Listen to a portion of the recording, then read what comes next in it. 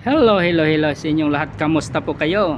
God delights in kindness, justice, and righteousness. Karunungan ng Diyos ang pag-ibig, karunungan at katwiran.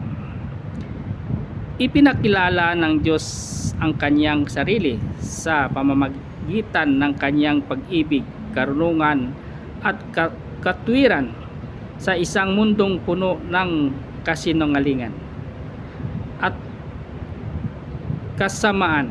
Ito ang pamantayan ng Diyos.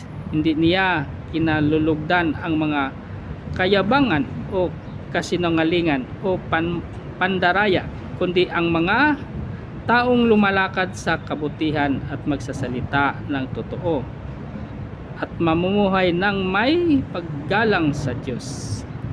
Ano ang sabi niya dito sa Jeremiah chapter 9 verse 24?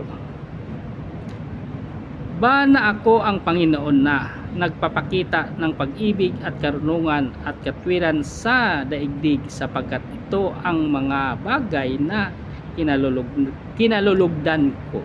Ayan. Salamat sa Diyos sa kanyang salita. At ingat-ingat po lagi kung ano man ang ating ginagawa. At ugaliin natin laging manalangin.